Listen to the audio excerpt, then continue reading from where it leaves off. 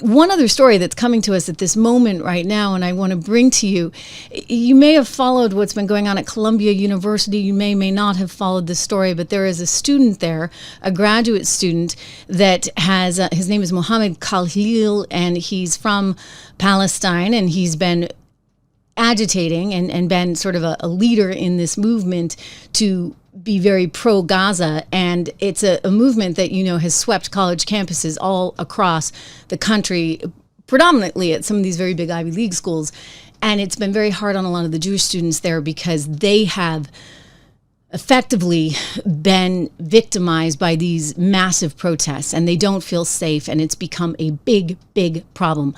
The Trump administration says, we're going to deport this guy. How dare he? He's supporting a known terror organization. He's, basically a rabble-rouser and a, disturber. And we don't have a place for people like that, green card holder or not. You know what? We don't want this in our country right now. And so they're putting everyone on notice. A student that is from a foreign nation that's here on our good graces with a green card, you better not be raising HELL on campuses. So they said they're deporting this guy, and now you see some of these kids out there, pro-Palestinian protesters, storming Trump Tower in New York City. Let's go to the tape.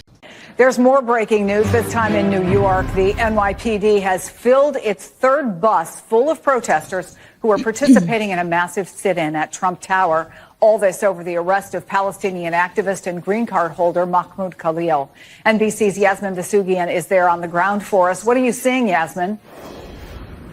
Yeah, so it seems as if the protest, Chris, now is wrapping up a bit. And I say that because there were numerous arrests that happened on the scene here outside of Trump Tower. As you mentioned, this was a protest by an activist group called Jewish Voices for Peace. They were protesting the ongoing detention of Mahmoud Khalil. We know that to be the grad student at Columbia University who helped organize those pro-Palestinian protests. The ongoing pro-Palestinian protests that happened at Columbia University on the campus there. He has an 8-month pregnant wife at home. He has been sent to Louisiana to a detention center there. His lawyer saying outside a courtroom just yesterday that he has been unable to speak with his client so far throughout his detention. We've also heard from President Trump as well, who says these arrests will be ongoing. I've been speaking to folks up at Columbia University as well, Chris, and I will say there are people that are worried about these potential arrests that are happening there at the campus, seeing what has happened to Mahmoud Khalil so far. As we saw here behind me, the group saying Jewish Voices for Peace, 300 plus people gathered here over 2 hours or so. The NYPD coming and saying 3 separate times they had to come out of the lobby of Trump Tower or else they would face arrest. In fact, that is exactly what happened. There was a city bus that was brought here along with an NYPD bus as well. The NYPD bus was filled to the brink with protesters that were being arrested, along with a city bus that was halfway filled as well. We heard from the NYPD just moments ago in a press conference. Chris, let's take a listen to what they had to say about these arrests, and then we'll talk on the other side. Roughly 150 people entered Trump Plaza. We made 98 arrests. Those arrests are for trespassing, obstructing government administration, and resisting arrest by virtue of us having to carry some of the people out of the Escalade. And I will say, Chris, Jewish Voices for Peace is a group that we know well. They have had similar protests down in Wall Street as well. So certainly this is a developing story as they are protesting the ongoing detention of Mahmoud Khalil, the Columbia University student. Chris. Yasmin Vasugian, thank you for that. Okay, so I just have a question. Like, you're here on a green card, and there's an organization called Hamas that is a known terror organization that our U.S. government has labeled a terror organization. And you're out there supporting Hamas? Like, how does that make sense? It doesn't. Okay, so it really doesn't. And we're supposed to afford that green card holder the exact same rights of any American when they're out there. I mean, how do you know the guy's not like a spy, right? If you had a Chinese student doing similar kinds of things. In fact, I just deported one, actually, I think, back to China, who was also orchestrating some of these problematic protests. Don Bacca saying long show today. It is, right? But, I'm on vacation, so I get to go extra long. I do need to go back and enjoy my cruise at some point. But the reality is we have so much news. We have so much news. And this kid, I'm sorry, I'm curious to know what you guys think about it, but I just don't have a lot of sympathy for him. I really don't. And he's not a kid. It's like when I called Joe Biden a kid. They want you to think these people are kids. The guy's like 30 years old, so he's definitely not a kid. And he's got an 8-month pregnant wife. Like, what are you thinking?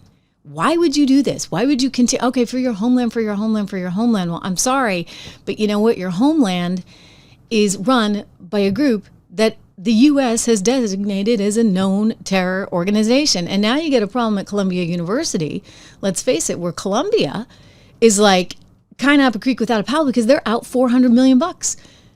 They've lost $400 million because of these protests. Columbia University loses $400 million. I mean, that is a big sum of money. But you know what? This is what it's going to take. I'm going to put that on the screen so you can see it. That's what it's going to take, I think, for some of these universities to really understand what this is all about, right? Because money does talk. And it's kind of like Ukraine. With Ukraine, you had to sit Zelensky down and say, hey, we're cutting off the money unless you get your act together. With Columbia, you got to cut off the money until they can get their act together. And so now they're like, oh my gosh, what do we do? Same thing over at Johns Hopkins.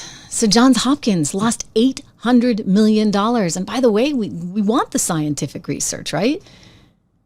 So, you know, we all kind of lose out in that environment. But if your scientific research is going to fund transgender clinics in India, as opposed to real cancer research, et cetera, then I think that the government has the ability to say, okay, you know, this is really not what we intended. And so you don't have as big a sort of stroke to be able to paint with, or brush to be able to paint with. You need to actually be within a certain parameter.